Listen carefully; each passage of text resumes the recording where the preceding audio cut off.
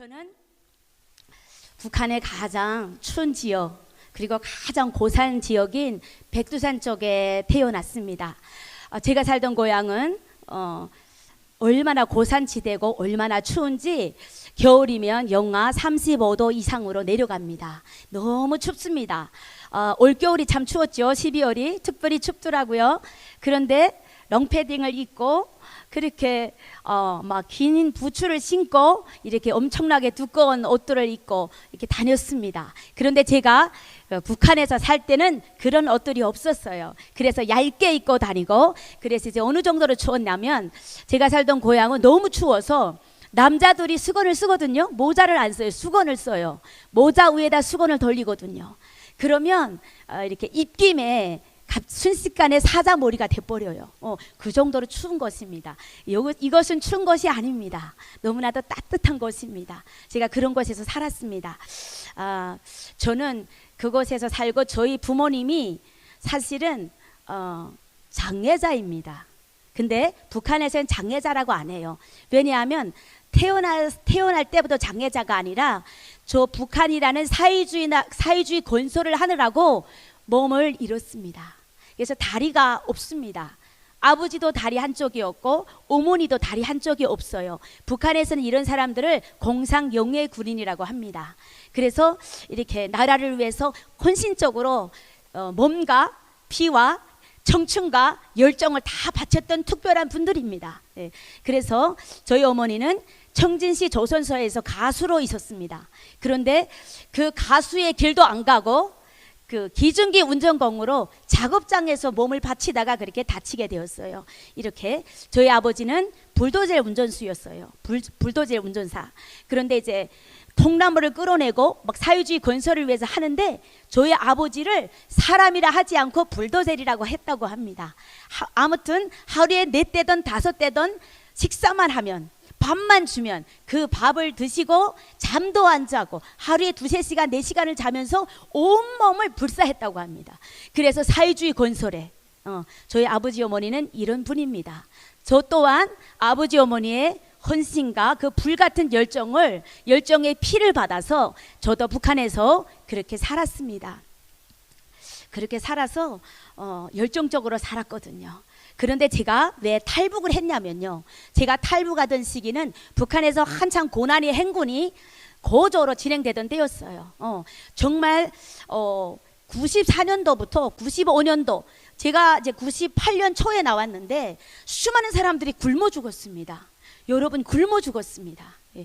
제가 살던 양강도는 농작물이 감자를 심어요.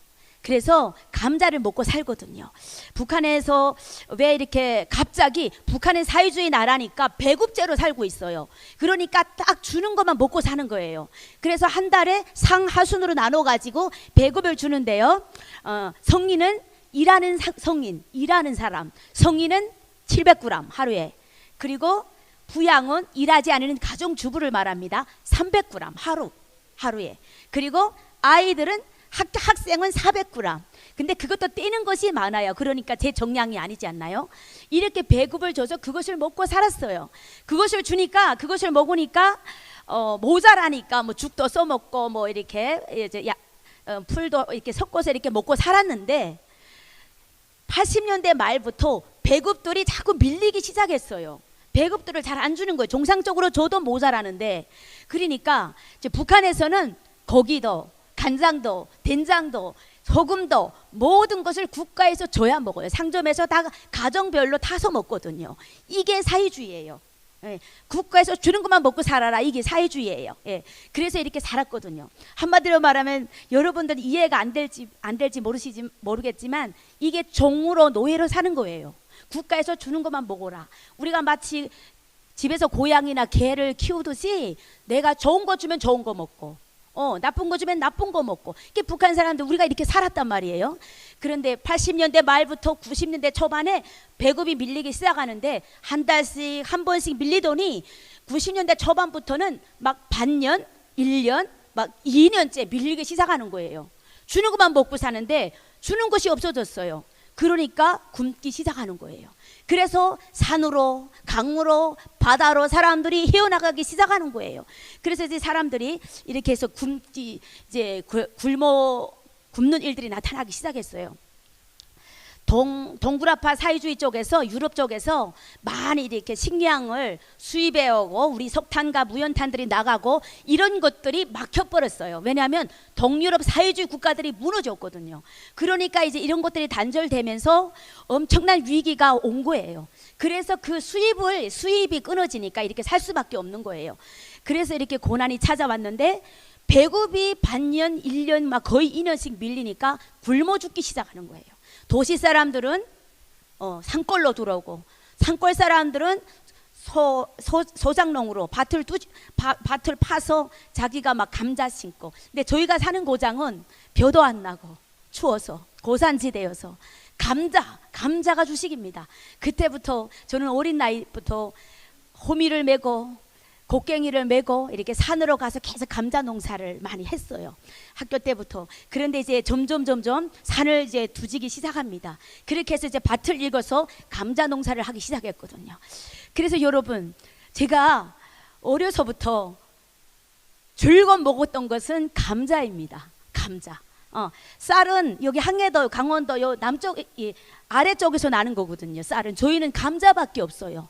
그래서 늘 감자를 삶아 먹고, 감자를 부셔 먹고, 쌀을 조금 섞어서 밥을 해 먹고, 감자국을 끓이고, 감자 반찬을 해 먹고, 감자로 갈아서 떡을 해 먹고, 감자를 갈아서 전을 지지고, 감자를 갈아서 죽을 써 먹고, 또 감자를 얽어서 그 언감자를 해 먹고, 감자는 썩어도 먹거든요. 또 썩은 감자를 먹고, 심지어는 제가 어떻게 마지막에는 식량이 없어요. 그 감자 농사 지은 곳이 4월달 되면 거의 떨어져요. 5월달 돼도 떨어지고, 그 다음에 먹을 것이 없는 거예요. 그 다음에는 감자 껍질을 깎았잖아요. 그것을 집집마다 다 지붕에다 올려놔요. 그러면 감자 껍질이 산더미거든요. 산더미 같이 되는데, 그것을 또 말리워서, 꼭 짜서 말리워서, 그래서 그것을 또 물에다 며칠을 우려서 감자 껍질 가루로 또 막 국수도 해먹고 떡도 해먹고, 그걸로 얼마나 알인지 몰라요. 감자 껍질 가루가. 그것을 맨날 며칠 우려서 이렇게 또 막 그렇게 살았습니다. 저는 감자로 살았습니다. 혹시 여러분 그렇게 보일지 모르지만 제가 감자처럼 좀 생겼습니다. 네, 제가 감자 같아요. 동글동글한 게 감자같이 생겼어요. 그래서 그렇게 늘 이렇게 감자로 살았거든요. 그런데 그 감자마저도 떨어지면은 정말 먹을 것이 없어요.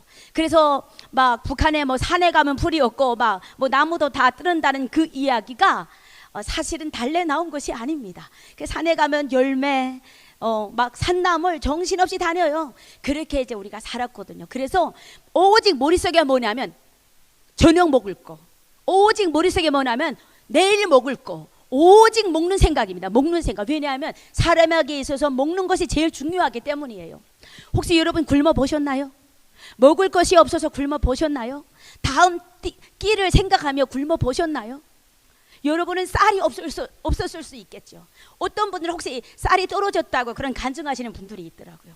그런데 이런 감자 껍질도 없다고요. 먹을 것이. 산나물도 정말 산에 가면 없어요. 가까이에는 진짜 없어요. 제가 이렇게 살았습니다.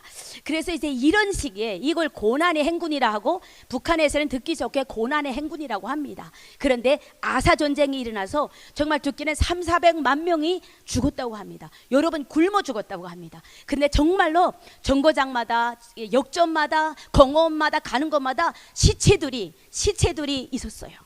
수많은 사람들이, 헤어났던 사람들이 먹을 것을 찾아 부모들이 나가고, 아이들이 그 집에 있다가 아이들이 헤어나고, 나라가 갑자기 이렇게 돼버린 거예요. 먹을 것을 찾아서 다 부모가 나갔는데 아이들이 집에 남아있다가 아이들이 부모 찾아서 가다가 죽고, 이제 먹을 것을 찾아서 떠났다가 부모들이 찾지 못하고 죽고, 산에 가면 시체요, 가는 곳마다. 그래서 이제 정부에서, 북한에서 시체 처리방까지 만들었어요. 군대들 아니면 젊은 이런 사람들을 이렇게 해서 시체를 막 처리해서 이렇게 막 묻고, 이런 일이 현실적으로 있었습니다. 저도 그렇게 살았거든요. 저는 죽지는 않았지만 이렇게 엄청 힘들게 살았습니다. 그런 시기에 중국에 탈북을 한다는 소리를 듣고 소문을 들었어요. 그래가지고 내가 중국에 가서 아버지 어머니가 다리가 안 좋으니까 제가 맞이에요. 저에게는 남자 동생 둘이 있어요, 제 아래로. 그래서 제가 맞이니까 동생들 보고 아버지 어머니, 다리를 잘 쓰지 못하는 아버지 어머니를 맡겨놓고 제가 탈북을 하게 됩니다. 아버지 어머니를 어떻게 하나, 고기를 잡든 뭘 하든 아버지 어머니를 그래서 내가 맡기고 길을 떠납니다. 먼 길을. 저는 지금도 그때를 잊지 못합니다. 저희 아버지가 말씀하셨죠. 저희 어머니는 밤새껏 울면서 저를 가지 못하게 했습니다. 이제는 죽어도 같이 죽고 살아도 같이 살자. 네가 어디를 가냐? 중국이라는데 어떻게 가냐? 절대 안 된다는 거예요. 근데 내가 결심이 확고하니까 어머니가 밤새껏 우는 거예요. 근데 저희 아버지가 저에게 말씀 한마디 해주셨습니다. 저희 아버지가 나도 젊었다면 한번 나가보겠다. 가봐라. 이래도 죽고 저래도 죽을 판인데 나는 우리 딸이 가는 거 허락한다. 아버지가 말씀 이 한마디에 제가 더 힘을 내서 나설 수가 있었어요. 저는 그때 정말 집을 살리고 싶었단 말이에요.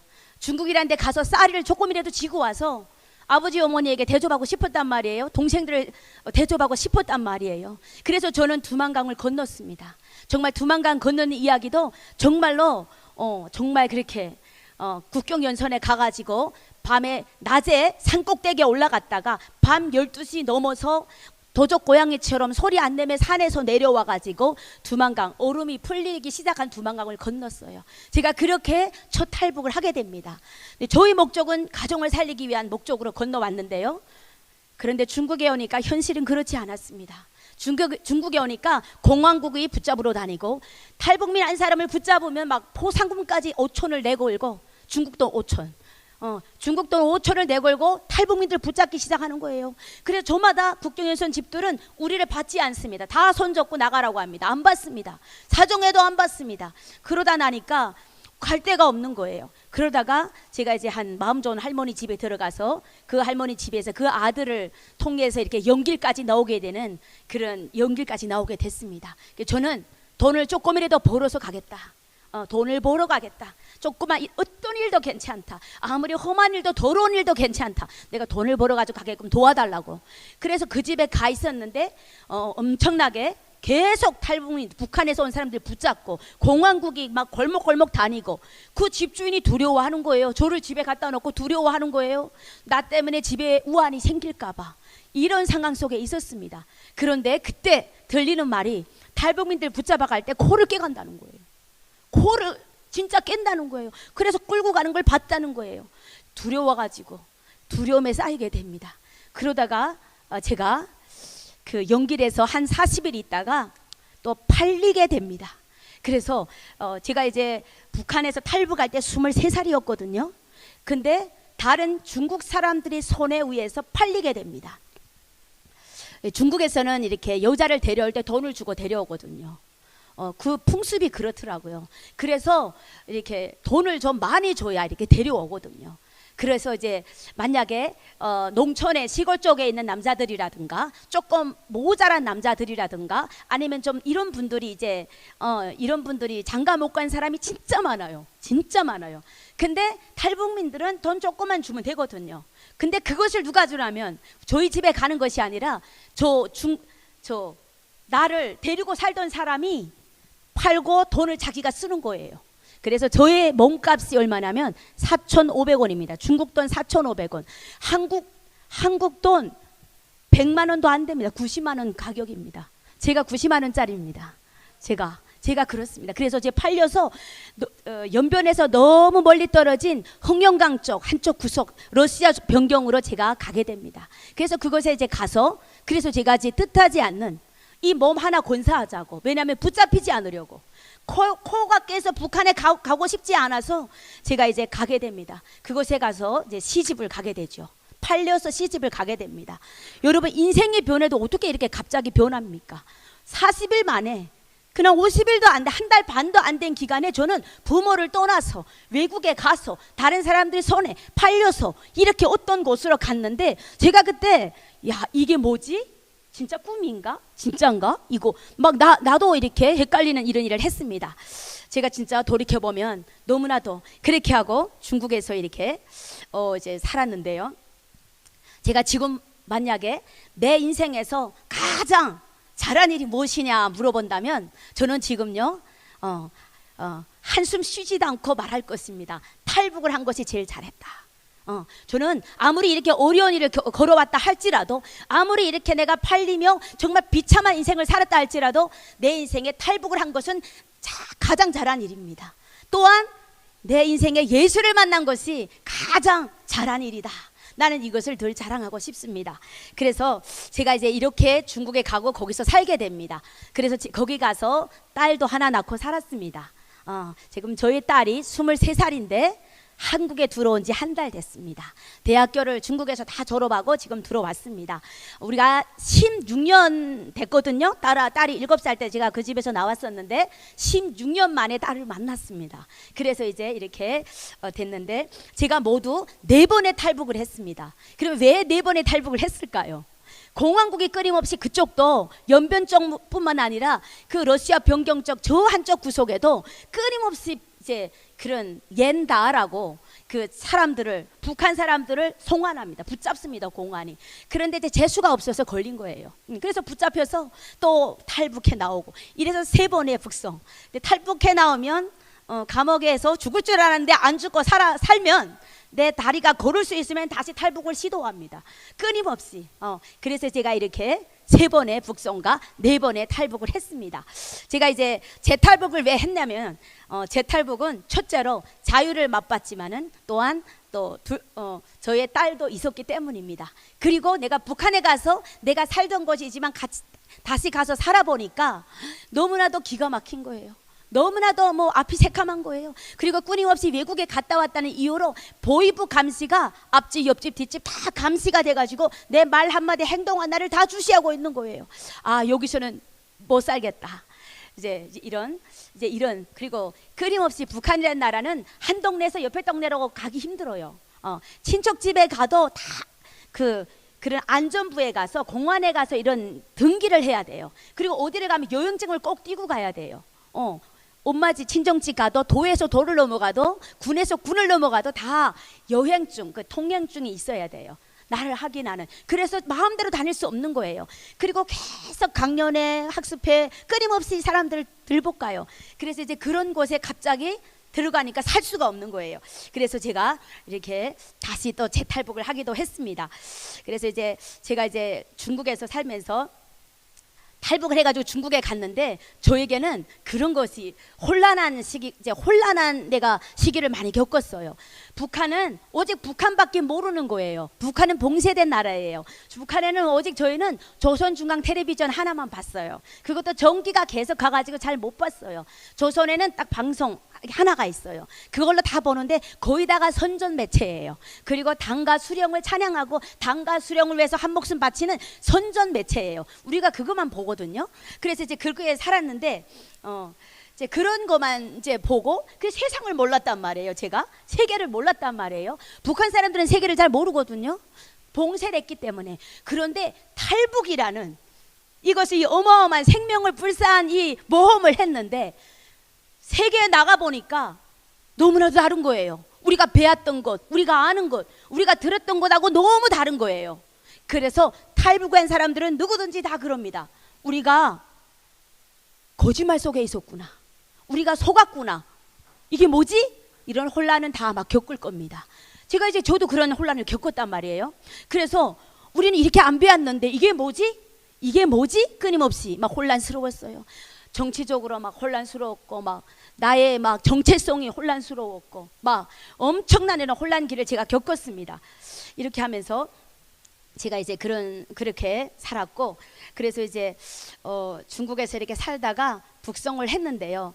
저는 지금도 이런 생각을 합니다. 제가 살아있는 것은 기적이죠. 더더구나 여러분, 기적이 뭔지 압니까? 제가 이렇게 여러분 앞에서 걸어 다니는 것이 기적입니다. 저는 이 걸을 수 없는 사람입니다. 제가 이제 감옥에 갔을 때 이렇게 왔다 갔다 해도 되는 거죠? 예, 제가 감옥에 갔을 때 여러분 앞에 왜 나오냐면 제가 걸어서 걷기 때문에 나오는 겁니다. 제가 감옥에 붙잡혔을 때요. 엄청난 여러 가지. 근데 고문이라면 고문이고, 근데 정말 나는 첫째로 감옥에 갔는데 가재미 고문이라는 게 뭐냐면요. 북송자가 너무 많아서 감옥 안에 온성 보위부 감옥 안에 들어갔습니다. 우리가 갔을 때 사람 위에 사람을 앉혀놨습니다. 사람 위에 사람을. 밑에는 막 그 온성의 3월은 엄청 추워요. 온성의 3월은 작년 12월처럼 추워요.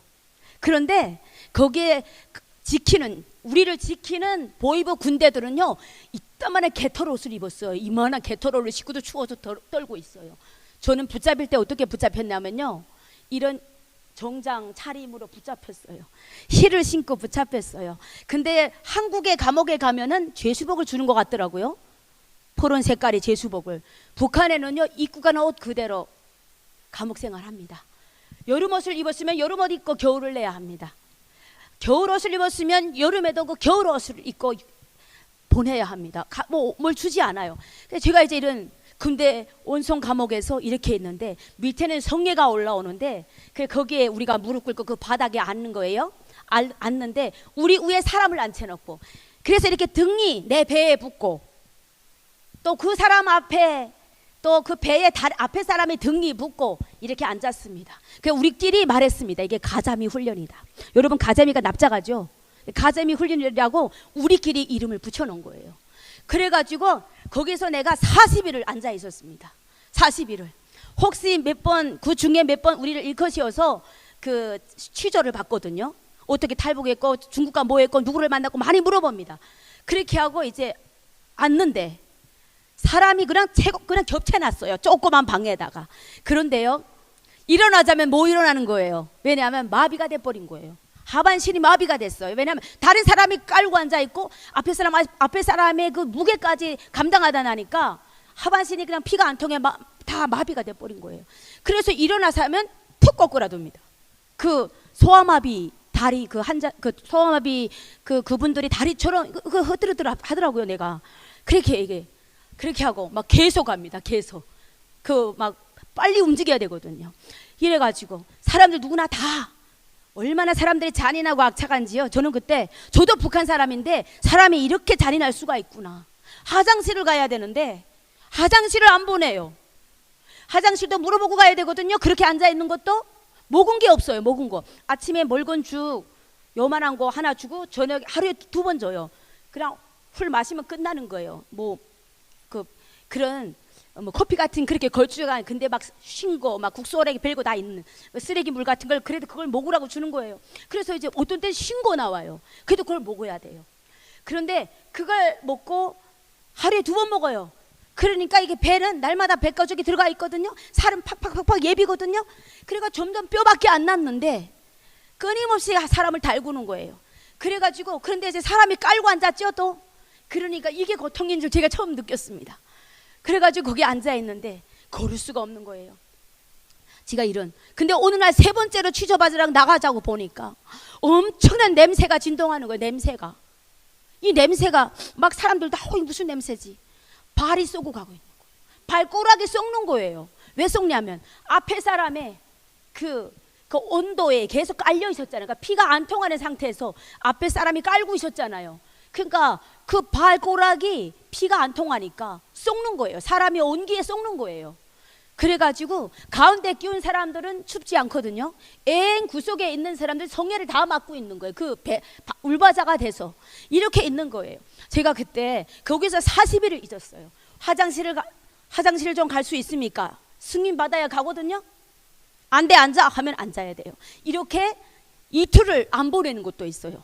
그러면 터지다 못해 다 사람들, 이게 고통이더라고요. 여러분, 화장실을 내가 신청을 했는데 몇 시간 지나도 안 보내요. 오늘 밤이 돼도 안 보내요. 밤새고 차고 앉아 있습니다. 그리고 다음날 화장실 갈 수 있습니까? 안 돼. 그러면 또 자고 있어야 돼, 하루를. 여러분, 이런 고통을 겪어보셨어요? 이 북한 감옥에서 이렇게 하는 거예요. 제가 그런 걸 겪은 거예요. 그리고 40일 동안 40일 지나서 또 거기서 취재를 다 끝나고 노동 단련대라는 곳으로 우리를 또 옮겨요.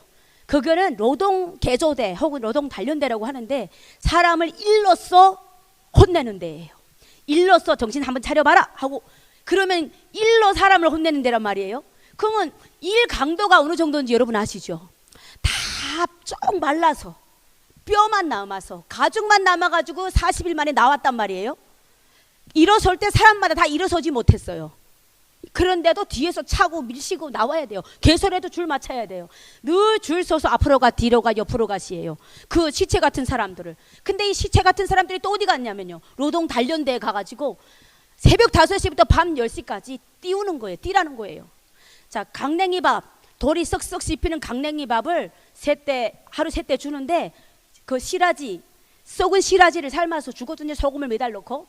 그렇게 주는데 진짜 먹으면 한쪽 귀뚜기 위 한쪽 구석에 들어가는 그런 정도예요. 그걸 하루 3때 주면서 아침 5시부터 밤 10시까지 뛰라는 거예요. 근데 제가 붙잡힐 때 어떻게 붙잡힌지 아세요? 힐을 신고 붙잡혔어요. 운동화를 신고 붙잡혔으면 좀 나올 뻔했는데 힐을 신었어요. 힐. 그것도 이제 중국산 힐이잖아요. 근데 이제 중국산 힐이 이게 좀 신으면 질이 안 좋아요. 그래서 사자마자 구두 수리소에 가서 단단하게 모닥을 박아놨어요. 그래서 얼마나 단단하겠어요, 힐이. 근데 그 힐을 신고 새벽 5시부터 밤 10시까지 뛰어다니는 거예요. 뛰라는 거예요, 일하는 거. 왜냐하면 일로 사람을 혼내는 데이기 때문에, 일로 사람을 바꾸는 데이기 때문에 강도가 얼마나 센지 계속 뛰어야 돼요. 이렇게 서 있죠? 서 있으면 안 돼요. 맥이 없어 뛸 수 없잖아요. 그래서 뛰라는 거예요. 해가 이만큼 나와요. 여러분, 개가 힘들 때 막 숨차고 할 때 해가 나오거든요. 사람도 똑같습니다. 계속 입이 벌어집니다. 맥이 없으니까. 이렇게 계속 이 힐을 신고 뛰는 거예요. 저녁에 뻗으면 발이요 이따만큼 불어나요. 그리고 아침에 힐을 신자면 발이 안 들어가요. 근데요 3월달이라 4월달이라 살노름이, 그쪽엔 북쪽이니까 4월달에도 살노름이 있거든요. 아침에는 막. 그러면 맨발로 다닐 수가 없어요. 또 맨발로 못 다니게 해요. 그래 놓으니까 신을 무조건 신게 해요. 힐을, 여러분 힐 알죠? 높은 거 하루 종일 이렇게 하고 있어야 되는데, 우리 여성들이 있잖아요. 우리 힐을 신고 2시간만 걸어도 발이 얼마나 아파요. 근데 그걸 신고 새벽 5시부터 밤 10시까지 뛰어다니는 거예요. 그래가지고 이 발이, 그리고 막 아침에는 그걸 어떻게 하나 밀어야 돼요. 힐 안에다 불어난 발을, 이만큼 불어난 걸 어떻게 하나 밀어야 돼요. 그래가지고 뛰기 시작해요. 이런 고생을 했습니다. 근데 이것이 바로 고문이더라고요. 고문이 뭐냐면요, 내가 아무리 한계에 다달해서 할 수 없는데도 무조건 하게 하는 것이 그게 고문이더라고요. 나는 못한다는데 안 된다는데 무조건 하게 하는 거, 견디지 못하게 하는 거, 그게 고문인 줄 알았어요. 제가 또 그때요 중국에서요 평생 처음으로 물감을 들였어요. 이 염색을 했어요. 염색을. 그래서 탈북민을 자꾸 붙잡으니까, 어디 가면 자꾸 손가락질 하니까 탈북민처럼 안 보이려고 특별한 빨간 머리 염색을 했거든요. 근데 염색을 왜 했겠어요? 근데 딱 붙잡히기 얼마 전에 염색을 했단 말이에요. 그래, 빨간 머리예요. 북한에 가니까 빨간 머리가 튀잖아요.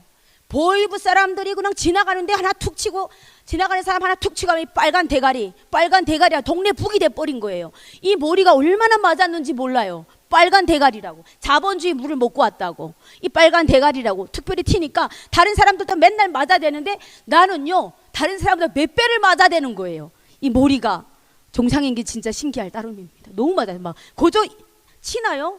힘을 다해 치는 거예요. 그래서 이렇게 제가 이런 엄청난 계속 이렇게, 그래서 마지막에는 또 온성 노동 단련대로 거기서 또 한 달 넘어 있다가 또 거기서 청진으로 이제 와서 청진 직교서라는 감옥에서, 그렇게 지옥이 뭔지 아세요, 여러분? 정말 뱀이 우글거리고 벌거지가 우글거리는 그 속에 두려워 떠는 게 지옥이 아니겠어요? 근데 가보니까 뱀은 없는데 감방 안에는 또 어떤지 아세요? 벼룩이, 쥐벼룩이가 눈에 잘 안 보여요. 쥐벼룩이가 계속 튀어다니며 사람을 무는데요, 이 손이 진정을 할 수가 없어요. 온 몸을 무는 거예요. 누구에게나 다. 쥐매놀이가 온 장판이 쥐매놀이에요. 그 속에 우리가 누워 있는 거예요. 누워 있으면 쥐매놀이가 입을 술술술술 개다니지, 이쪽 저쪽 다 벼루지가 물지, 몸은 뼈만 남았는데 이런 속에서 제가 살았단 말이에요. 이것이 북송됐을 때 감옥에서 제가 이렇게 살았습니다. 이렇게 하는데 이러다가 내가 죽는구나. 근데 내가 2002년도에 처음 붙잡혔단 말이에요. 근데 그 전에는 사람들이 많이 죽어가 너무 많이 죽어서 그렇게 이제 감옥 3번을 거쳐 나오다 나면 누구나 다 이제는 우리가 죽었다고 다 거의 다가 판명을 나거든요. 그런데 그 전에 사람들이 너무 죽어서 시체로 막 소달구에 달아서 이제 이렇게 산에다가 웅덩이를 파고 많이 묻었다고 해요. 감옥에 이렇게 저처럼 나온 사람들을. 근데 이제 그게 아마 전 세계적으로 인권에 대한 그런 것이 들고 일어났나 봐요. 전 세계적 북한 인권에 대해서. 그러니까 그때 김정일이가 너무 그렇게 과하게 하지 말라고 해서 그나마 조금 강도가 낮아진 게 저 그때였어요. 그럼 그 전에 사람들은 수많은 사람들이 그냥 그렇게 죽어간 거예요. 저는 죽진 않았잖아요. 이렇게 살한 거예요. 이게 북한 감옥인 거예요. 제가 그래서 눈을 뻔히 뜨고 정말 지옥을 체험했어요. 막 다리가 다 그래가지고 막 이 힐을 뽑고 뛰었으면 좋겠는데 힐을 뽑을 수가 없는 거예요. 그래서 여러분 이게 다 골치가 그래서 찬 바닥에 앉아가지고 무릎이 다 그냥 다. 그래서 저는 계속 절매 다녔습니다. 다리가 온전치 않아서 늘 절매 다녔어요. 어느 날 한번 중국에서 한번 무릎을 삐뚤했는데 또 무릎 안에 물이 꽉 들어갔어요. 그래서 그냥 절며 다녔어요. 저는 절름발이었어요. 근데 여러분 앞에서 오늘 이렇게 당당하게 걸으면서 그리고 저는 힐도 신습니다. 지금은 그렇게 상처 그렇게 너무나도 고통을 줬던 힐을 지금은 마음껏 신고 다닙니다. 이것이 하나님이 나에게 역사하셨던 증거들입니다. 그래서 저는 이렇게 하면서 북한에서 또 너무나도 굵으니까 우리 일을 시키는데요. 이제 옥수수를 심게 하거든요. 옥수수를 심게 하는데 그 청진 직교소에서 있었던 일이에요. 옥수수를 심으면 농사를 짓게 하는데 옥수수에 농약을 푹 불고서 옥수수, 그러니까 벌레가 먹지 말라고 농약을 잠근 옥수수를 우리에게 줘요. 그래서 그것을 심게 해요. 그러면요, 저희가 그 옥수수를 막 몸 안에 다 감춰요. 농약에 잠근 거 먹으면 죽거든요. 근데 그거를 몸 안에 감춰가지고 감옥에 들어와서 물에다 씻혀가지고 먹노라고. 농약에 불거진 옥수수 씨를 먹느라고. 왜냐면 먹을 게 없거든요. 정말 쥐를 보면 쥐를 잡아먹고 싶고요. 정말 뭐 벌거지라도 보면 잡아먹고 싶고 없단 말 잡아먹지도 없는 거예요. 제가 이렇게 정말 그런 고생을 많이 했습니다. 그래가지고 막 한 번은요, 사람이 소금을 안 먹으면 어떻게 되는지도 알게 됐어요. 제가 감옥에 있는데 돌이 씹히는 그 여러분 그 옥시 계기 있죠. 통옥수 있죠. 옥수수 있죠. 계기 안에 것까지 같이 가라는 쌀 있죠. 그럼 막 질기지 안에 그런 성치도 있으니까 거기에 돌이 막 씹혀요. 막 집도 막 씹혀요. 그런 걸로 강냉이 밥을 해준단 말이에요. 그걸 조금 먹고 시라지 지붕에 쌓아놨던 시라지를 푹 삶아서 소금 나서 주는데 그렇게 주는 것도 우리에게는 그게 우리의 식량이잖아요. 없으면 안 돼. 더 많았으면 좋겠단 말이에요. 근데 한 번은 또 지켜소에 소금이 떨어졌다네요. 소금이 떨어져가지고 3일 동안 소금이 없어요. 맹물 넣고 썩은 시라지를 끓여주는 거예요. 여러분 생각을 해보세요. 여기는 시라지가 다 익혀서 우려서 나온 시라지, 그리고 맛있는 시라지잖아요. 나쁜 거 아니에요. 우리는 썩은 시라지예요. 그걸 물에다가 끓여주는데 소금이 들어가야 간이 나죠. 소금을 못 먹으니까 하늘만 노랗고 점점 멍해지고 진짜 그렇게 죽겠더라고요. 다 지금 뼈만 남은 사람이 소금까지 못 먹으니까 진짜 미치겠더라고요. 그냥 입안이 계속 메슥메슥 하더라고요. 소금을 못 먹으니까. 정말 이게 바로 이 북한의 감옥의 현실이었어요. 제가 이렇게 3번을 북송당했습니다. 그래서 저는 마지막엔 정말 죽을 줄 알았는데 그때 나오고 또 나오고 이렇게 3번의 이런 일을 겪었습니다. 저 중국에서 살면 어땠냐면요, 막 맨날 공안국이 잡으니까 숨어 살고 붙잡혀서 저 도망치고 또 숨어 있고 늘 불안과 초조와 두려움이에요. 꽉 차 있는 거예요. 제가 그리고 막 아버지 어머니를 두고 나왔잖아요. 다리를 못 쓰는 아버지 어머니를 두고 나오고 동생들을 두고 나왔는데 저들이 뭘 먹고 살지, 어떻게 살지, 이게 내가 지금 뭘 하는 짓이지, 늘 이런 죄책감과 늘 이런 생각에 나도 먹을 수 없고 잠을 잘 수 없고 불면증이 왔어요. 거기다 늘 나 자신이 두렵게 살아야 되니까 이래 불면증으로 제가 7년의 불면증을 앓았습니다. 7년 동안 정말 잠을 잘 수 없어요. 밤을 꼬딱 셉니다. 잠이 안 옵니다. 그래서 이제 푸름푸름할 때까지 눈을 뜨고 있어야 돼요. 눈이 너무 아파요. 밤새고 제가 7년을 그렇게 살았어요. 혹시라도 새벽 4시 정도에 잠이 들면 잠이 들어서 조금 자면은 꿈을 꾸는 것이 늘 장례를 합니다. 늘 시체가 보입니다. 늘 뱀이 나타납니다. 뭐 이런 꿈밖에 없는 거예요. 잠을 잘 수가 없는. 그래서 무서워서 깨고 나면 10분 지나가고 20분 지나가고, 사람이 잠을 못 자고도 또 이렇게 살 수 있네요. 제가 정말 오랫동안 잠을 못 잤어요. 그래서 제가 그러고 살다가 제가 어느 날 내가 시집을 갔던 집에서 또 쫓겨나게 됩니다. 참 인생이 왜 이렇게 힘든지. 좀 곧 가서 중국에, 그래 그나마 그 집에라도 내 몸뚱이 하나만 넣고 살 수 있잖아요. 그 집에서 쫓겨나게 돼요. 쫓겨나가지고 제가 그날에 이국 땅에서 방황하다가 몸둘 데도 없는데, 의지할 데도 없는데, 좀 그 몸을 의지하려고 그 집에 갔다가 거기서 쫓겨나서 갈 데가 없는 거예요. 이국 땅에 빙빙 돌아도 갈 데가 없는 거예요. 나를 안아줄 데가 없는 거예요. 누가 날 베풀어줄 사람이 없는, 누가 나를 정말 이렇게 들어오라고 해줄 사람이 없는 거예요. 그날은 잊혀지지 않는 2006년 4월 20일이었어요. 녹단강 쪽에 맨 마지막으로 눈깨비가 내렸어요. 그날따라 너무 많이 내렸어요. 4월 20일인데 발목만큼 눈이 오더라고요. 봄눈이라 녹음해서 내리는데 그렇게 많이 오더라고요. 그날 살던 집에서 쫓겨났는데요. 슬리퍼 바람이 쫓겨났어요. 집에서 입던 바람에 쫓겨났는데 정가 오전 9시쯤에 쫓겨났어요. 오전 9시쯤에 쫓겨났는데 그 하루 종일 돌았어요. 하루 종일 산을 헤매고 들을 헤매고 돌았어요. 그때 내 인생이 얼마나 처량한지요. 이게 도대체 무슨 인생이에요? 이 도대체 이게 뭐예요? 그래가지고 정말 그날 저녁 9시까지, 오전 9시에 나와서 그날 저녁 9시까지 이 발이 늘 눈 속에 젖어서 12시간을 돌았어요. 그때 내가 정말 피 눈물을 흘렸어요. 고향엔 돌아갈 수 없고, 돌아가도 받아줄 곳이 없고, 북한에 가도 안 되고, 중국에 와도 안 되고, 나는 도대체 어디 가야 되지? 죽어야 되겠구나. 그때 생각했어요. 러시아 변경이었거든요. 한번 북한에서 중국을 탈북했는데 러시아 한번 마지막으로 가볼까? 근데 두려워, 용기가 안 났어요. 만약 러시아도 이 중국처럼 이렇게 산다면 나는 차라리 여기서 죽는 게 낫겠다. 자살을 할까?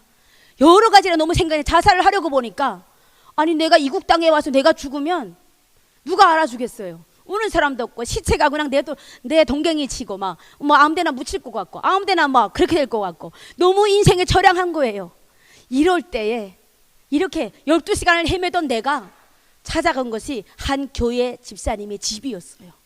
평상시에 그분이 늘 나에게 따뜻하게 이야기해 주시던, 살뜰하게 챙겨주시던 그분이 생각났던 거예요. 그래서 내가 그분의 집을 밤 9시에 찾아간 거예요. 그분의 집을 찾아갔어. 그분이 깜짝 놀란 거예요.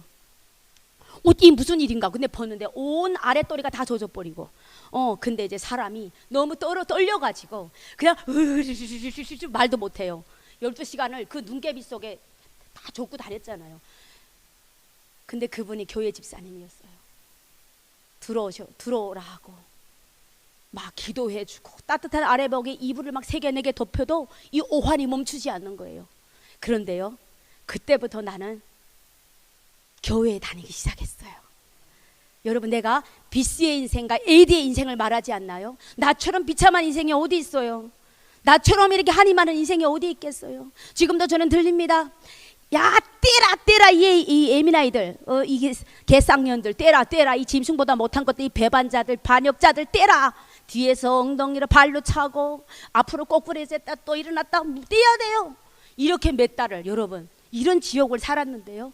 이런 인생에 중국에 가서도 잘 살겠나 했더니 늘 도망쳐 다니는 인생에, 숨어 다니는 인생에 평생 그렇게 살아야 되고, 그나마도 안 돼서 쫓겨난 인생에 어느 날 내가 교회 다니는 한 집사님을 통해서 교회를 가게 됐단 말이에요. 그래서 내가 그분을 통해서 복음을 듣게 된 거예요. 그분이 정성스럽게 울면서 매일마다 나를 기도해 주세요. 간절하게. 이게 뭐지?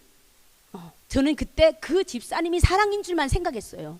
하나님은 모르니까. 그런데 그때부터 내 인생이 변화되기 시작한 거예요. 제가 그 교회에서 많은 집사님들이 나를 놓고 울며 기도하고, 너무 불쌍해서, 너무 처참해서 울며 기도하고, 제가 감옥에서요 이 얼굴이요 다 얼었어요. 그래서 펄어등등하거든요. 얼굴이 까마찹찹하고 7년 잠을 못 자니까 다크서클이 이만큼 내려와 있었어요. 사람 형상이 아니거든요. 거기에다가 이제 우울증까지 걸렸어요. 너무나도 오랜 세월 보고 싶고 그립고 나는 안 되고 이렇게 숨어 살아야 되고 눈치 봐야 되고 늘 주눅이 들고 살고 그래가지고 우울증까지 걸려가지고 웃음이 사라졌고 말이 사라졌고 그냥 눈이 전기도 없어졌고 사람만 보면 무서워요. 그래서 눈도 사람을 쳐다보지 못했어요. 제가 이런 삶을 살았는데 그때 교회를 만난 거예요. 그때 교회를 만나가지고 그곳에서 할빈이라는 곳으로 교회로 제가 멀리 보내줬어요. 그때부터 그 할빈 교회에서 제가 치유받기 시작했어요. 매일 말씀을 듣고 한국에 계시는 목사님들이 그 중국에 계속 오셨어요. 달마다 오셨어요. 집회하고 말씀 전하고 집회하고 말씀 전하고 복음을 전해주고 저는 지금도 이 한국에 계시는 목사님들 선교를 했던 목사님들에게 다시 한번 감사드려요. 그분들이 있었기 때문에 중국이 수많은 가정교회가 세워졌고요. 수많은 일꾼들 사역자들 복음을 아는 사람들 세워졌고요. 또한 흩어진 탈북민들이 이 한국 선교사님들을 통해서 얼마나 많은 사람들이 구원을 받았는지 몰라요. 얼마나 많은 사람들이 예수를 알았는지 몰라요. 저도 그 가정교회에서 한국 목사님들이 그 중국 선교를 하면서 그곳에 저를 갔는데 저를 너무나도 귀하게 봐주시고 교회 안에 두게 하셨어요. 그래서 교회 안에서 제가 이제 말씀 듣고 기도하고 내 인생에 늘 원수처럼 내가 사상을 받았잖아요. 한국 사람들은 남조선 괴뢰도당원 막 이런 거 계속 배웠잖아요. 그런데 내가 알던 처음 봤던 한국 사람이 바로 목사님이었어요. 나는 처음 본 한국 사람, 내가 아는 한국 사람 목사님을 봤어요. 얼마나 멋있는지요, 얼마나 사랑에 넘치는지요, 얼마나 말씀도 부드럽게 잘하는지요, 얼마나 말씀도 항상 존중해 주면서 잘하는지요. 눈에서 꿀이 뚝뚝 떨어져요. 한 사람 한 사람을 보는 것이. 제가 그때 한국 사람 너무 멋있다, 한국 사람도 왜 이렇게 멋있지? 그때 반하게 됐던 거예요. 그리고 그분이 전해주는 복음이 들으면 들을수록 내가 살아나고 회복되고 제가 이제 이렇게 우울증과 심한 이런 상황 속에서 한 몇 달을 계속 기도하고 예배하고 아무것도 몰라요. 하라니까 하는 거예요. 길이 없어서 나는 그걸 하는 거예요. 내가 중국에 가도 신분증이 없어서 출근할 데도 없고 날 받아주는 데도 없고 돈 벌러 갈 수도 없어요. 그런데 길에서 길이 없는 거예요. 길이 내 인생이 다 막혀버린 거예요. 그래서 교회 안에만 있는 거예요. 그런데 목사님이 이렇게 하라니까, 이게 길이라니까, 여기에 구원이 있다니까 그것만 믿고 하는 거예요. 하나도 알아듣지 못할 말들 그래가지고 하는 거예요. 내가 북한에 있을 때 예수란 예자도 들어보지 못했거든요. 그런데 그곳에서 예수가 무엇인지, 예수가 누구신지 알게 되고 막 성령 하나님이 어떻게 역사하는지, 어떻게 오셨는지도 알게 되고 십자가와 부활에 대해서 알게 되고 막 창조주 하나님이 누구신지 알게 되고 보이지 않는 세계, 영적 세계를 알게 되고 막 이런 것들을 내가 하나하나 배우고 너무 신비한 거예요. 이런 속에서 제가 있으니까 몇 달이 됐는데 오늘날 보니까 내가 잠을 자고 있는 거예요. 정말 잠을 못 잤거든요. 여러분, 제 말이 정말 잠을 못 잤어요. 그런데 잠을 자고 있는 거예요. 어느 날부터 늘 머리가 아프고 어지럽고 늘 이제 북한에 이제 그 감옥 생활을 오래 했기 때문에 빈혈이 와서 하늘 땅에 계속 돌아가서 이렇게 붙들고 다녔거든요. 사람이 아니었단 말이에요. 근데 어느 날부터 잠을 자는 거예요. 근데 어느 날 보니까 내가 웃고 있더라고요. 나 웃음이 없었단 말이에요. 혹시 여러분 혹시 심한 우울증 환자 보셨나요? 웃음이 없거든요. 나 웃음이 끼라고 하나도 없어요. 사람을 보지도 못했어요. 그런데 웃기 시작한 얼굴이 미소가 어느 날 봤는데 사람들 앞에 가서 제자 말을 잘하는 거예요. 나는 사람들 피해 다니던 사람이었거든요. 근데 사람들 앞에 가서 제자 말을 하기 시작, 변하는 거예요. 살아나는 거예요. 이렇게 제가 치유되기 시작했습니다. 기도와 예배로. 그래서 목사님이 그때 말씀하셨어요. 저는 지금도 잊을 수 없지만 예수의 이름을 선포해라. 이 이름이 성령을 기쁘게 하는 이름, 성령을 춤추게 하는 이름, 흑암을 밀어내는 이름이다. 이것이 우리 그리스도인들에게 무기다. 무기를 사용해라. 그래서 끊임없이 무기만 사용했거든요. 그런데 이 무기를 사용하면 사용할수록 나에게 힘이 오는 거예요. 영권, 힘이 오는 거예요. 그래서 내가 이 영적인 힘이 오니까 병들이 떠나가고 연약함이 떠나가고 늘 빈혈이와 어지럽던 내가, 찬바람 한번 휙 불어도 콧물이 나고 감기 오던 내가 너무 면역력이 안 돼서 그러던 내가 어느 날부터 변하기 시작하고, 여러분 내가 상상이나 해봤겠어요? 이렇게 수많은 여러분 앞에서 담대하게 복음을 전한다, 상상할 수 없는 일이에요. 그런데 내가 그렇게 되는 거예요. 그래서 정말 놀라운 일들이 일어나는 거예요. 그래서 저는 이렇게 인도 받았는데 중요한 것은 지금부터입니다. 중요한 거는 지금부터입니다. 이것은 나의 힘들었던 과정을 말했던 거예요. 왜냐하면 이렇게 된 것이 내 노력과 내 청명과 내 지혜와 운이 좋아 된 것이 아니기 때문이에요. 내가 만약 그렇게 이렇게 비참한 인생이 복음을 만났는데요, 내가 살아났죠? 내가 살아났죠? 에너지가 넘치죠? 교회에서 집사로 활동을 했는데 에너지가 어떻게 나오는지요? 저는요, 집사 4사람 5사람의 몫을 혼자 다 하는 거예요. 이 힘이 어떻게 나오는지요? 일을 막 북한 사람들 일 잘한다. 북한 사람들 정말 힘도 세다. 북한 사람들 정말 부지런하네. 근데요, 그 힘이 그렇게 나오는 게 아니라니까요. 에너지가 오더라고요. 기쁘니까. 내가 살아나잖아요. 막 기도하고 예배하니까 자꾸 살아나니까 새벽 1시까지 교회 일을 했어요. 새벽 1시까지. 닦은 걸 또 닦고 뭐 없는데 매일 닦아요. 매일매일 닦아요. 근데 그렇게 기쁜 거예요. 근데 어떻게 닦냐? 코너레로 주의 보혈 능력이 또다. 그렇게 내가 5년을 섬겼어요. 5년을 집사로. 근데요, 그래서 교회가 구석구석 먼지 하나 없이 얼마나 그냥 늘 반짝반짝. 내가 아니에요. 예, 이 힘이 계속 오는 거예요. 그래서 다른 집사님들, 우리가 이제 집회를 한 100명씩 120명씩 했거든요. 모여서 했는데 그 채소 내가 혼자 싸서 혼자 다 씻었어. 혼자 요리를 해서 혼자 대접하고 설거지 혼자 했어요. 100명 넘는 사람들. 이거 봐, 사람이 보통 몇 명이 붙어야 되는 거 아니에요? 혼자 했다고요. 이 힘을 하나님이 주시더라고요. 기쁘니까 어디서 힘이 올라오는지 올라오는 거예요. 저도 놀랐어요. 와, 내가 이렇게 큰일을 하다니 하면서도 힘이 나는데 날아다니더라고요. 이 하나님이 주시는 힘은 이렇더라고요. 인간이 힘이 아니라 막 집사 5, 6, 7명이 붙어서 할 일을 혼자 하는데도 힘들지 않아요. 막 밤늦게까지 막 눈에서 계속 빛이 나고 막 눈이 막 반짝반짝 초롱초롱해지는 거예요. 사람이 달라지는 거예요.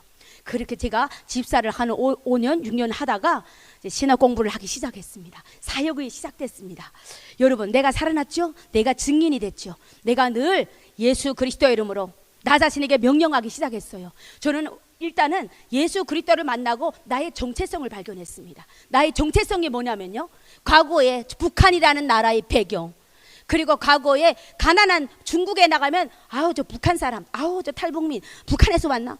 늘 이렇게 무시하고 조롱하던 사람들, 그런 배경이잖아요. 저는 그래서 늘 이렇게 신분도 없고.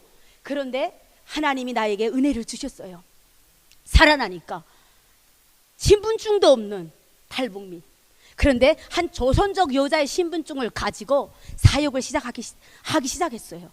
그래서 내 신분증 아니에요. 다른 사람의 얼굴이 있는 신분증. 그 신분증을 가지고 내 것처럼 쓰고 다니기 시작했어요. 중국을 많이 다녔어요.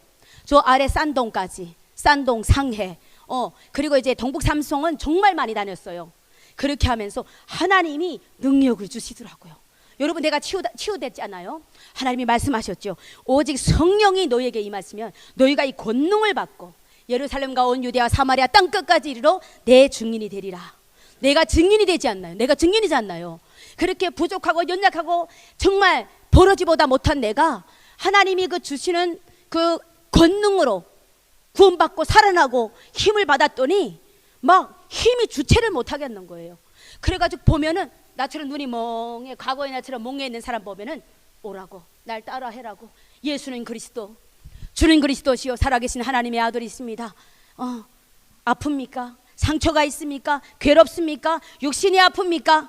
이 이름으로 기도하세요. 이 이름이 모든 인생의 문을 여는 천국 열쇠예요. 이것으로 기도하세요. 끊임없이 기도하세요. 흑암에 잡혀있지 말고, 흑암에 눌리우지 말고 예수 그리스도 이름으로 일어나세요. 이 이름은 살리는 겁니다. 이 그리스도, 이 예수 그리스도 외에 구원을 이룰 만한 다른 이름이 하나도 없어요. 내가 그것으로 살아났어요. 증인이 되니까 누구에게나 말하는 거예요. 그리고 기도해 주는 거예요. 기도해 주는 과정 속에 엄청난 역사가 일어나는 거예요. 믿는 자에게는 이런 표적이 따르리니 저희가 내 이름으로 귀신을 쫓으며 새 방언을 말하며 뱀을 집어 올리며 무슨 독을 마실지라도 해를 받지 않고 병든 자에게 손을 얹고 기도한 즉 그가 나으리라. 하나님이 말씀하셨습니다. 이 능력을 하나님이 주시는 거예요. 그래서 막 낫는 거예요. 여러분, 산동에 갔는데 공산당 간부 하던 키 크고 잘생긴 남자예요. 60살 좀 넘었어요. 간부 티가 나요. 그런데 폐암에 걸렸다는 거예요. 폐암에 걸렸다고 그 자녀들이 교회를 다니는데 아버지 엄마는 불교 믿어요. 엄마가 불교가 아버지는 공산당원이에요. 근데 이제 자녀들이 제가 산동에 갔을 때 저를 초청하는 거예요. 우리 아버지 좀 만나달라고. 그래서 제가 갔어요.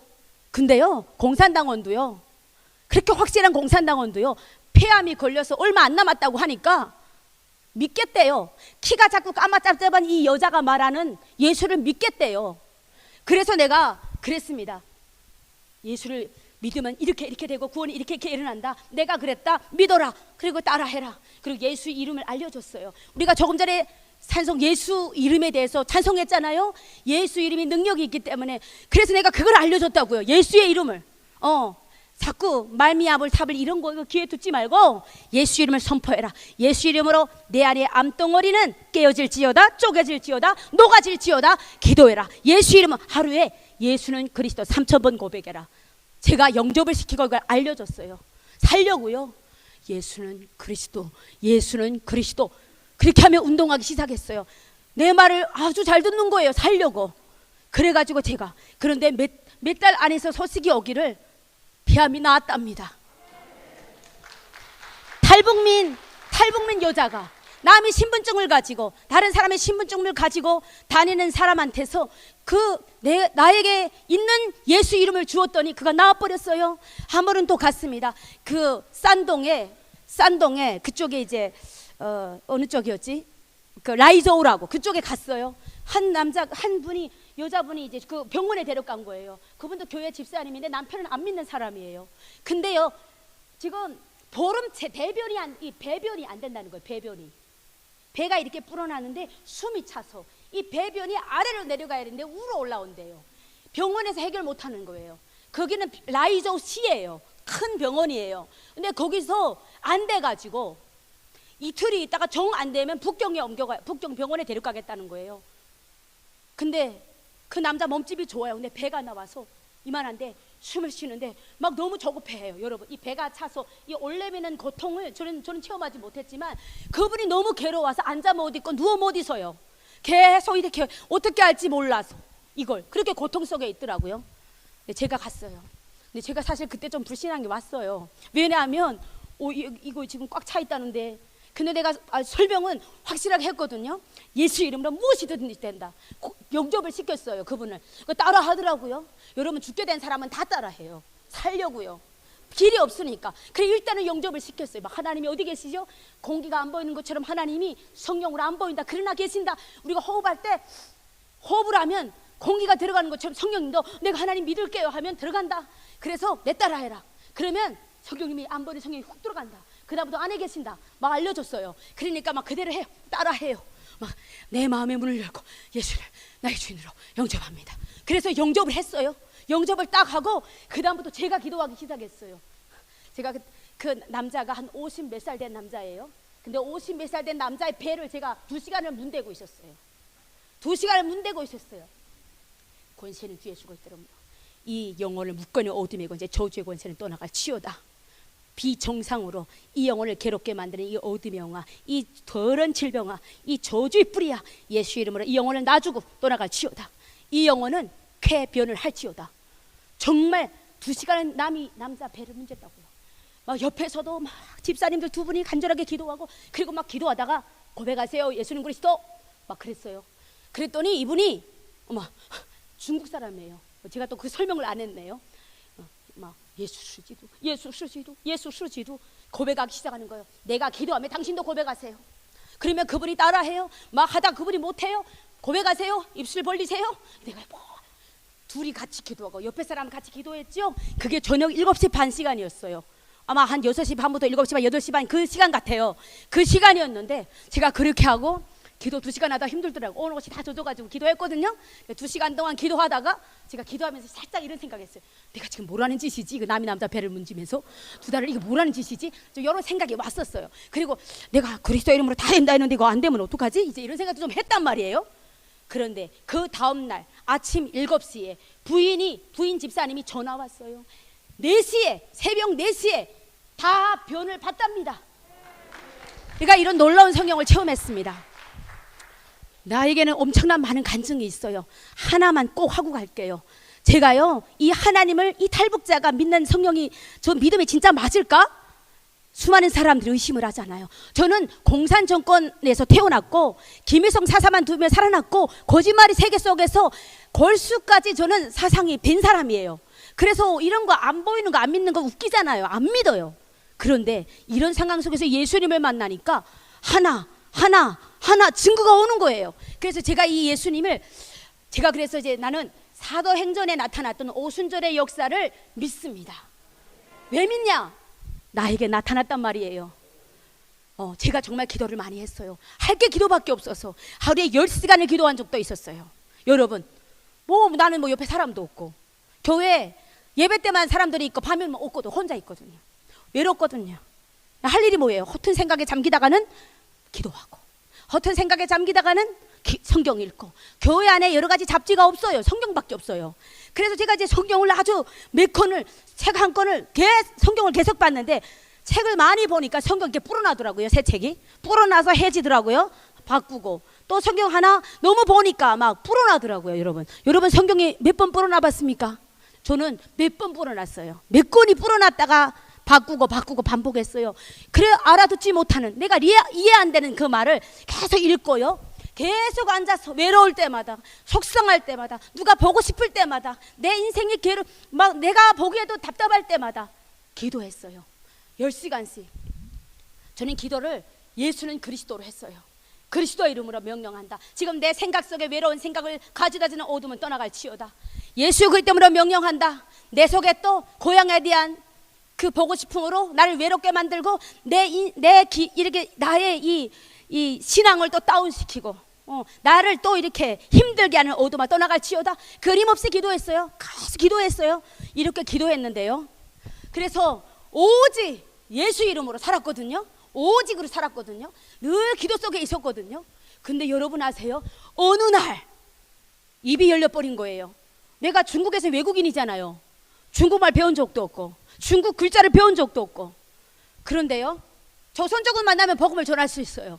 한족은 안 되는 거예요. 한족한테 어떻게 복음을 전해요? 말을 해야 복음을 전하죠. 말을 해야 기도를 해주죠. 말을 해야 강단에서 선포를 하죠. 근데 그때 내가 전도사가 임명된 후였어요. 거기 할빈에 살던 목사님이 나하고 같이 지방에 같이 가재요. 어느 길림성 매화구 교회예요. 가니까 한 7, 80명 성도들이 왔어요. 그런데 그날 토요일이었거든요. 그래 갔는데 목사님과 같이 가서 한번 보라고 현장을. 그래 갔는데 다음 날이 주일 예배잖아요. 목사님이 하기로 갔단 말이에요. 그 전도사님이 어디 가가지고. 그래서 갔는데 갑자기 다른 교회에 큰 일이 일어난 거예요. 문제가 일어난 거예요. 목사님이 가셔야 됐어요. 근데 저는 그냥 따라왔잖아요. 보려고 따라왔는데 전도사가 없는 거예요. 저는 조선족도 아니고 북한 외국인 전도사 따라가서 보려고 갔단 말이에요. 근데 막 급하게 가다 나니까 큰일이 생겼나 봐요. 급하게 다른 곳으로 가다 나면서 나보고 내일 주일 예배를 하라는 거예요. 주일 예배 할 수가 있어요? 말을 알아야 하죠. 그래서 무슨 말씀을 하시는 거예요? 안 돼요 하는데 가버렸어요. 급하게. 그 다음엔 이거 어떻게 해요? 그렇다고 한족들 했는데 내가 이거 한국말로 할 수 없잖아요. 이거 어떻게 해요?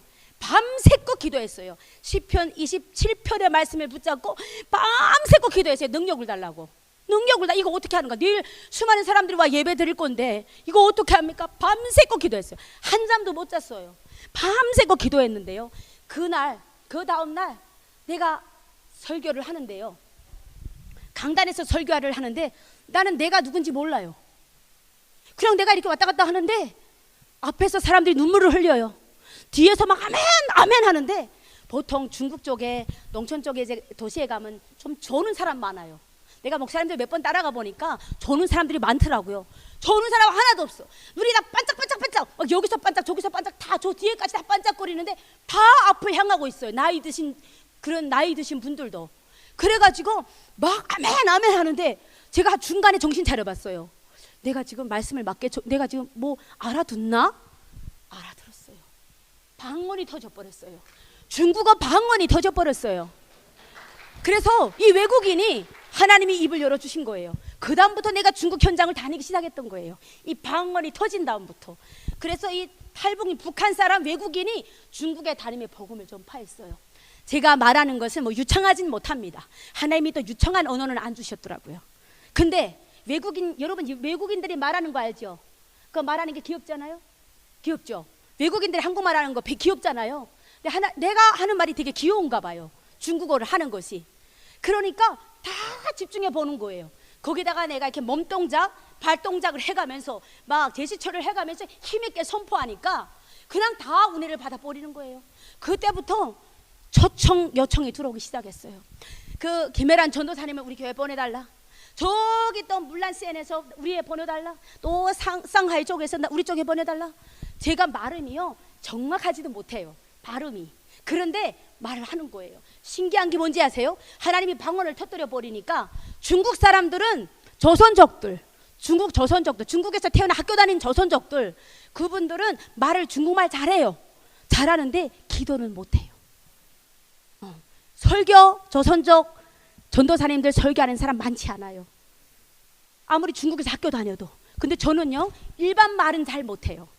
일반 말 뭐 매매하고 뭐 이런 말은 잘 못하는데 설교는 중국어로 다 해버려요. 기도 내가 하는 거예요. 중국어로. 하나님이 이렇게 방언을 열어주시니까 이런 역사가 일어나더라고요. 여러분, 내가 아까 처음에 비참했던 인생을 말했어요. 그런데 하나님이 나에게 이런 인생으로 바꾸어 주셨어요. 여러분, 이사야 40장에 있어요. 41장에 14절부터 16절에 이런 말씀이 있더라고요. 버러지 같은 야곱아, 버러지 같은 나를 하나님이 부르셔가지고 큰 산도 작은 산도 막 윙윙 갈아내는 이런 탈곡기처럼 이런 기계로 만들어 버리셨던 거예요. 하나님이 성령이 들어가면, 믿음이 들어가면 이런 인생이 이렇게 되더라고요. 제가 그래서 이렇게 하나님이 나를 사용하셨습니다. 저는 지금도 그때를 생각하면 설레서, 마음이 설레어서 잊을 수가 없습니다. 하나님이 한 사람 한 사람을 부르신 이유가 다 있겠죠. 하나님의 계획 속에서 우리가 부름을 받았지만은 또 이렇게 부르신 이유가 다 있겠죠. 하나님은 분명히 저 북한이라는 70년 동안 그냥 우상의 노예로, 우상의 종으로 찌들어 살던 저 북한의 그 영혼들을 살리라고 하나님이 헬라인이나 유대인이나 차별하지 않는 하나님께서 북한이나 한국 사람이나 중국 사람이나 차별하지 않고 신실한 믿음을 가진 자를 축복하시는 하나님께서 저 북한 땅에 거지 같던 나를 이끌어내가지고 엄청난 고통을 겪었지만은 그 고통 속에서 하나님을 만나게 하셔서, 하나님을 만나서 능력을 주셔서 하나님을 체험하게 하셨던 거예요. 그리고 가라, 저 땅에 가라. 그래서 가서 저 백성들을 구원해라. 하나님이 나에게 이런 사명을 주신 거예요. 저는 지금도 한 세미나에 갔을 때 한 목사님의 이야기를 기억합니다. 그 목사님이 뭐라고 말씀하셨는지 아십니까? 한국 교회의 원조는, 한국 교회의 고향은 북한입니다. 평양입니다. 저 북한에서 김일성이 교회를 핍박하니까 저 평양 대부흥이 일어나고 평안도, 황해도 쪽에 가는 곳마다 교회들이 세워졌는데 그 수많은 교회들을 타답하고, 왜냐하면 우상 정권을, 독재 정권을 세우려니까 교회를 없애야 돼요. 그래서 탄압해가지고 목사들을 죽이고 교회 다니는 사람들 탄압하고 핍박하고, 그래서 이제 목사님들, 수많은 목사님들이 그때 한국으로 이제 나왔자 월남을 했잖아요. 근데 그 북한에서 부흥을 하던, 믿음을 버리지 않고 믿음을 못 지키게 하니까 도망쳐 나온 수많은 그런 목사님들이 한국에 와서 교회를 세웠습니다. 이 대한민국의 한국교회는 그렇게 시작됐지 않습니까? 김일성의 핍박으로 목사님들이 내려와 가지고 한국에 가는 곳마다 교회를 세우고 부흥을 시켰습니다. 예수님을 전했습니다. 그 결과가 어떻게 됐어요? 하나님을 핍박했고 하나님을 믿는 목사들을 쫓아냈던 그 김일성, 그 독재 정권의 나라는 저주의 땅이 됐어요. 오늘도 우리 목사님과 잠깐 이야기하셨지만 중국과 북한이 땅 하나를 놓고 어떻게 이렇게 다를 수가 있어요? 중국은 나무도 파랗고 들이 푸르고 기름지고, 한국은 강 하나 놓고 사이인데 그냥 땅이 메말랐어요. 그냥 나무도 없어요. 산단물도 많지 않아요. 그냥 벌거숭이에요. 어떻게 자연까지도 이렇게 저주받으면 이렇게 차이가 납니까? 이렇게 한국과 남한이 38선 하나로 같은 지역이에요. 38선 하나가 지나갔을 뿐이에요. 그런데 분위기도 다르고 공기도 다르고 땅도 농사도 안 되고, 이게 도대체 무슨 일입니까? 하나님을 잃어버리면 땅도 저주를 받습니다. 하나님을 잃어버린 땅에 사는 인간들은 그냥 고통 속에 있는 거예요. 북한이 이렇게 됐던 거예요. 그래서 저는 은혜를 받았습니다. 그런데 그 빚을 지금 한국교회가 또 갚아주고 있지 않습니까? 그렇게 탈북에서 헤어난 수많은 불쌍한 막 팔려다니는 수많은 그 북한의 그 영혼들을 한국 선교사님들이 국경연선에 가서 맞아서 데리고, 그들을 맞이해서 데리고 숨어서 공항국을 피해가며 성경 공부시키고 양육을 하고 복음을 알려주고 훈련을 시켜서 한국으로 대령내와서 한국에서 신학교를 다니게 해서 공부해서 또 앞으로 복음 통일되면 준비할 수많은 탈북민 사역자들을 세우고 있어요. 지금 몇백 명이 일어났습니다. 탈북민 사역자가 말입니다. 사역자만 말입니다. 지금도 신학교에서 수많은 탈북민 신학생들이 공부하고 있어요. 그날을 위해서 준비하고 있는 거예요. 지금 70년째입니다. 70년째면 이제는 무너져야 합니다. 저 38선이 무너지고 우리가 이제는 남과 북이 너무 오랫동안 갈라져 있다 보니까 마비가 돼버렸어요. 아유, 저 북한 우리 땅이 아니에요. 저 북한 사람들 우리 민족이 아니에요. 마치도 하반신 돼서 이 감각이 없는 것처럼 저 북한은 가슴이 아프지 않아요. 저 북한 영혼들은 우리 민족, 우리 한민족이 아니에요. 지금은 사람들이 이렇게 인식이 됐단 말이에요. 70년이 돼서, 너무 오래돼서. 그런데 하나님이 한국의 선교사님을 통해서 북한 선교를 갈망하게 하시고 그런 뜻을 주셔서 생명 걸고 저 중국으로 들어가서 수많은 탈북민들을 키우셨어요. 그래서 한국교회가 이전에 북한에서 핍박에 나온 그 빚, 북한에서 전해온 그 복음의 빚을 지금 다 갚은 거예요. 그래서 우리가 얼마나 감사한지요. 그래서 저는 고구려 땅에서 왔습니다. 고구려 땅은 예로부터 무술에 능하고 싸우기를 좋아하는 땅이라는 거 아시죠? 저도 역시 고구려 땅에서 태어났는데 고구려는 싸움하기 좋아하는 거예요. 싸움 잘하는 곳이에요. 제가 그 기를 받았습니다. 북한 사람들 대체로 그 기가 있습니다. 싸우기 좋아하는 거, 이기기 좋아하는 거. 그런데 저는 복음을 알고 제가 깨달았습니다. 이 기를 펄펄 끓는 이 기를 꼭 이겨야 되는 이 기를 어떻게 사용할 것인가. 버리지 말고 영적으로 사용하자. 제가 기가 세거든요. 영적으로 사용하자. 어떻게? 영적 싸움을 하기 시작했어요. 저희 교회에서 늘 나 자신과 싸웁니다.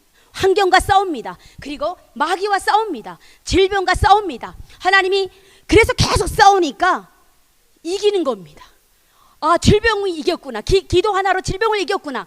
이 환경 너무 힘들었는데 기도하고 했더니 환경을 넘어댔어요. 영적 싸움을, 그 고구려에서 받은 그 기로 영적 싸움을 하기 시작했어요. 그랬더니 항상 이기는 자가 되는 겁니다. 이기는 자, 후퇴하지 않고 이기는 자. 그래서 저는 너무나도 감사합니다. 정말 저는 저 복음 통일을 위해서 지금도 역시 준비하고 있습니다.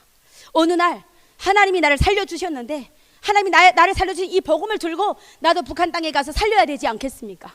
정말 나는 기도합니다. 스데반처럼 만약 돌을 맞더라도 웃으며 갈 수 있도록, 돌을 맞으면서도 피를 흘리면서도 끝까지 복음을 전할 수 있도록 하나님 순교의 정신을 주시옵소서. 혹시 내가 한국에 와서 조금이라도 나태해지진 않았는지, 한국에 와서 내가 저 북한에 굶어 있는 사람들, 굶어 죽는 사람들 내가 잊어버리진 않았는지 오늘 또다시 생각하게 됩니다. 여러분의 그 눈동자들을 보면서 제가 또다시 생각하게 됩니다. 그래서 내가 또 깨어 있어야 되겠구나, 더 깨어 있어야 되겠구나. 제가 정말 이런 각오를 가지게 됩니다. 여러분, 저를 위해서 기도해 주십시오. 예, 탈북민 사역자들도 많지만 진짜 멋있는 탈북민 사역자들도 있습니다. 이런 사람들이 더 힘을 가지고 더 준비해서 영성, 지성, 인성을 더 준비해가지고 저 안에 들어가게 하여 주시옵소서.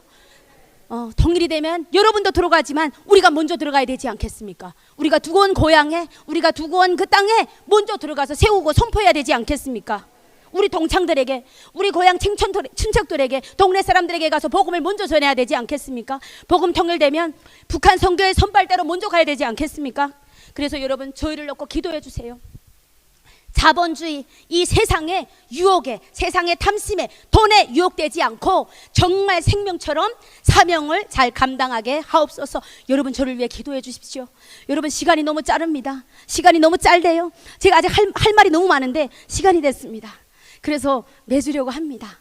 그래서 늘 여러분 북한을 놓고 더 기도해 주시고, 우리가 밥 한 때 먹을 때도 여러분 쌀 하나 구경 못하고 먹지 못하는 풀만 먹는 저 북한의 영혼들을 위해서 또 한 번이라도 기도해 주셨으면 좋겠습니다. 또 교회마다 북한 선교를 위해서 기도하는 그런 분위기가 됐으면 좋겠습니다. 때가 가까이 왔지 않나요? 70년입니다. 70년. 그래서 우리가 이제는 열려질 그날을 위해서 하나님이 꼭 열어주실 것입니다. 하나님이 지금 저 같은 사람을 통해서 물밑 작업하고 계시지 않습니까? 그래서 그날이 열려질 터인데 이제 우리나라가 더 큰 대한민국으로, 더 강성한 대한민국으로, 전 세계 이스라엘까지 통과하는, 그래서 온 세계에 하나님을 증거하는 더 강력한 대한민국으로 우리가 더 기도를 했으면 좋겠습니다. 예, 제가 잠깐 기도하겠습니다. 하나님 감사합니다. 이 부족한 이 정을 통해서 하셨던 많은 일들을 하나님 짧은 시간 동안에 다 이야기할 수 없지만 하나님을 증거했습니다. 내가 아닌 하나님이 증거되기를 바랍니다. 내가 아닌 하나님의 능력과 영광이 나타나기를 바랍니다. 하나님, 저를 통해서 역사하셨던 그 하나님께서 오늘 이 자리에 앉아 계시는 모든 각 사람에게 동일하게 역사하셔서 질병이 오면 예수 이름으로 쫓아내고, 환경이 오면 예수 이름으로 뛰어넘고, 하나님 어떤 일도 예수 이름으로 꼭 응답받아서 전능하신 하나님을 증거하는 우리들이 되게 하여 주시옵소서. 세상 사람들이 인정하는 참 그리스도인이 되게 하여 주시옵소서. 오늘도 모든 영광을 하나님께 돌려드리며 감사드리며 예수님 이름으로 기도했습니다. 아멘.